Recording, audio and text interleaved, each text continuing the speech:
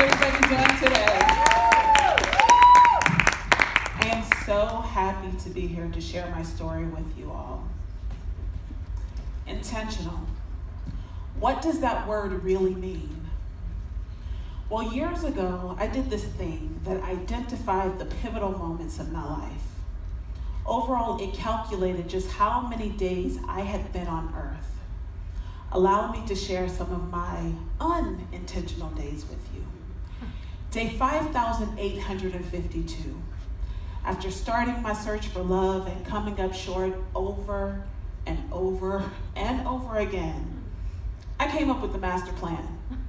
I would just create my list of everything that I wanted in a partner. He had to be funny, he had to be driven, he had to be dedicated to me, he had to love his mother. He even had to have some of those superficial qualities like being over 6'3", with a certain body type and build. Day 6,974.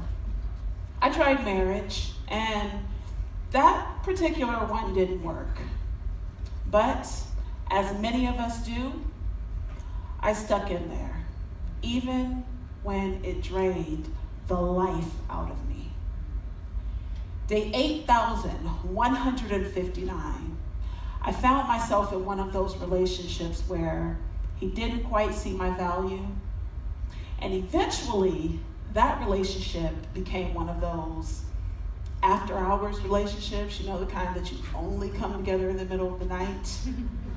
The kind where there's absolutely no way to prove to the world that you're actually together. Then, after all of that, day 11,361, I woke up blind in one eye.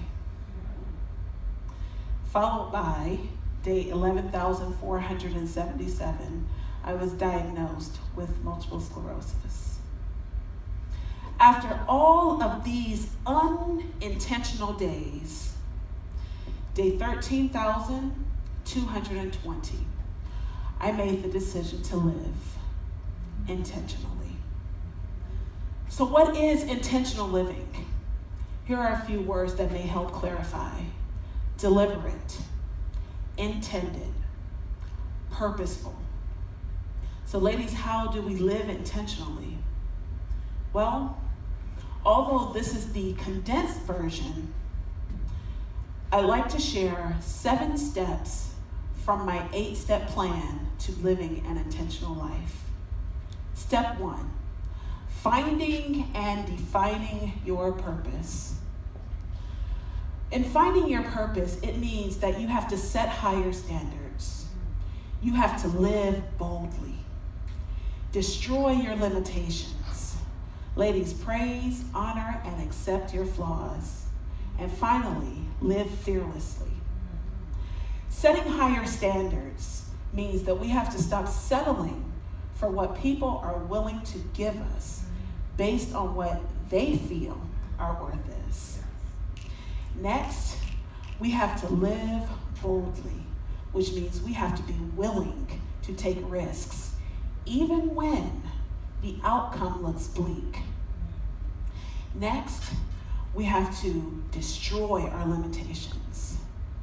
One of the things is society likes to construct this box for all of us. It says, you're either type A or you're type B. You're an extrovert or you're an introvert. You're a leader or a follower. I have this quotation that says, when you focus on your weaknesses, they become your story. So live your strengths. Ladies, this is how you defy your limitations.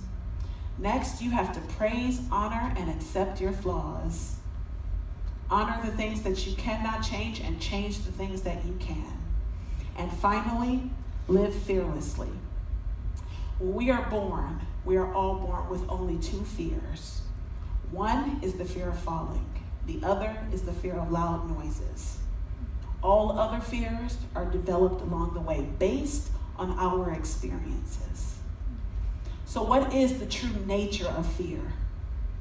Fears are our responses to ideas that we've constructed in our own minds from things that we thought were true, but they actually were not. Step 2, change. Change is difficult because change says that you're ready to shift your paradigm and your thought process. Change says that you are willing to do something different than you've always done. Ladies, remember that every single thing that you are, you can change it. It doesn't have to be a part of who you are. One of my favorite quotations from Jimmy Dean is this: I cannot change the direction of the wind, but I can adjust my sails to always reach my destination. Step 3, mindset. Everything starts and ends with the mind. You know, we get to a certain place in our lives where we feel like mindset is more linear and there's no change that can take place in our mindset. But with mindset, there are always positives as well as negatives. Let's take a look at some of the positives. A winning perspective is a positive mindset. Learning is a positive mindset. Success and positive self-esteem. Same mind, but conversely, let's take a look at some of the negatives. Stress is a negative mindset. Poverty is a negative mindset. Low self-esteem is a negative mindset because it says we haven't yet learned our value. And, ladies and gentlemen, seeking the approval of others is also a negative mindset. Step 4, self-power. No more sitting on the sidelines waiting to get in the game, ladies. Mm-hmm. Everything that you are and everything that you're supposed to be, you were born with it. And I'm not talking about skill. I'm talking about your innate abilities, who you are to your core. You were born with it. Self-power is about owning everything in your life. It's about owning your circumstances, owning your frustrations, owning your passion, owning your peace, owning your love, owning your growth and your mindset, owning your purpose, and ladies, owning your life. Step 5, confidence. When we're born, we feel like we can achieve anything. There is absolutely nothing off the table. We speak it and we believe it. But then somewhere along the way, other people's ideas, fears, doubts, and opinions get in the way.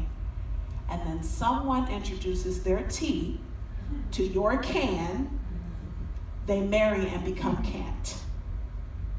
Self-power and confidence is about going back to your roots, who you are, and believing in your own abilities confidently. Step 6, growth. Growth is going beneath the surface and extracting those deep-seated behaviors and those character traits. The ones that tell us, well, these are just the cards that I was dealt, or this is just who I am. Or one of my personal favorites, it is what it is. No, growth is the art of no longer just living while waiting on someone else to validate you. It's about learning from your past mistakes and not holding on to them. Step 7, reflection.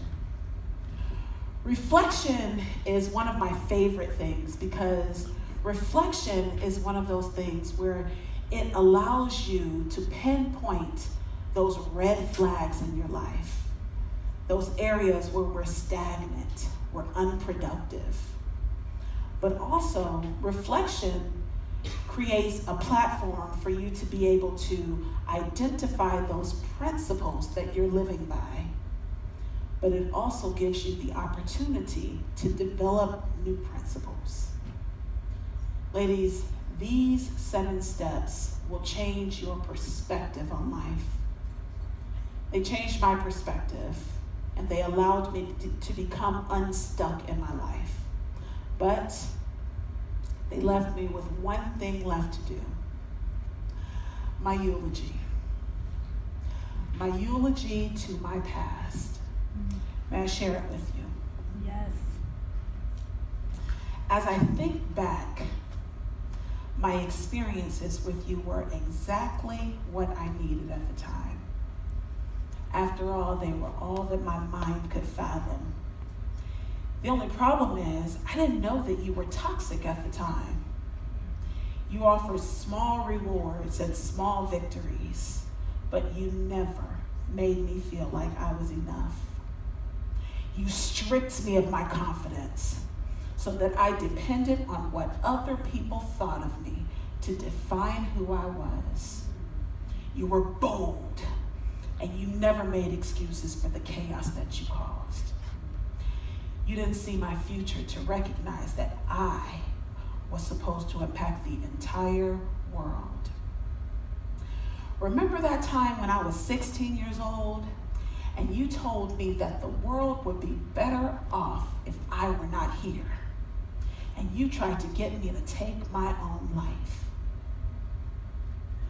I now know what you were trying to do. You were trying to steal my purpose. But not only were you trying to steal my purpose, but you were trying to steal the purpose of my son Dante, my daughter Jacqueline, and my son Micaiah. I guess your thinking was, if you take me out, you hit the jackpot because you steal their purpose too. It was a clever plan, but it didn't work. So now, as I say goodbye to you, my past, I want to thank you. I want to thank you for what you did do. You taught me that I have value. You taught me to be persistent, determined. You taught me perseverance, and you helped me to write my first book about you. Then you taught me to overcome. You taught me that I have purpose, and you taught me to pursue my purpose every single day like it's my last. Your lessons were truly invaluable. But now, as I leave you behind and I step into my future, just know, we could have been great back then. I won't miss you, but I will often think of you as a reminder that chaos breeds when you are not intentional about your goals. I forgive you. You didn't know any better, but guess what? I got my goals on lock now. And the question is not who's going to let me, it's who's going to stop me. Thank you. Oh yeah.